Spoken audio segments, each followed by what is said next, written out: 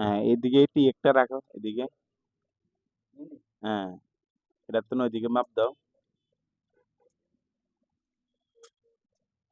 কত আছে? আচ্ছা, ওই দেয়ালের তো টি এটা কতটুকু মাপে রাখছে? হ্যাঁ, ওই দেওয়ালের থেকে 32 না? তাহলে কমরের স্টিচ কতটুকু হইব? 3 ফিটে। তাহলে 32-এ কেন রাখছো?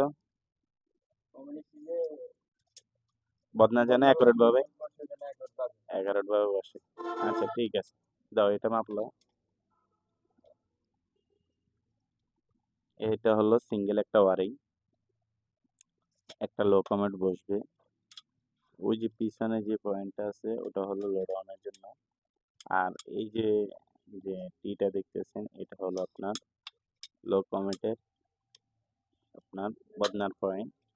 ওই যে দেওয়াল থেকে এটা 32-এ রাখতে হবে এবং কি নিচের ফ্লোর থেকে এটা 21 নয়তো বা 22। এটা আমরা সিপিভিসি পাইপ দিয়ে ওয়ারিং করতেছি। এখন বর্তমানে সিপিভিসি পাইপগুলোই খুবই ভালো, ফিটিংসগুলো অনেক ভালো। আপনার এটা গাম দিয়ে লাগানো হয়, যারা এটা কাজ করে তারা ভালোভাবেই জানে। আগে আমরা থ্রেড পাইপ দিয়ে একসময় করতাম, থ্রেড পাইপ ওটাও ভালো হয়, কিন্তু বর্তমানে যুগের তালে তালে সিপিভিসি চলে আসছে বর্তমানে। গাম ভালো করে লাগাও তো না।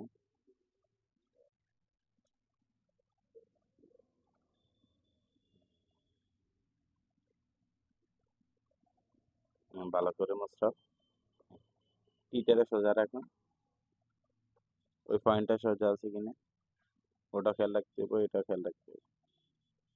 আরো সোজা হবে, এটা আরো সোজা হবে।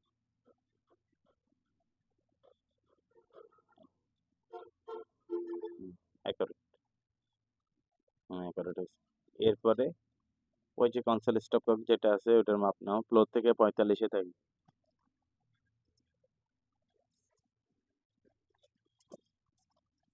এই এই ফ্লোর থেকে এটা হলো ফ্লোর, এই ফ্লোর থেকে 45 থাকবে মিডল।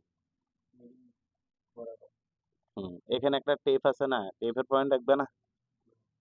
এখানে একটা টেপ আছে না, বালতি টেপ, এখানে একটা বালতি টেপ হইব তো। ব্রাশটি লও, এই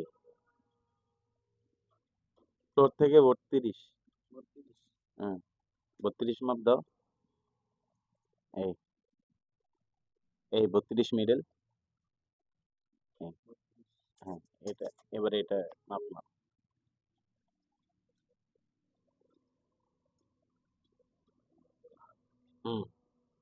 8 একটা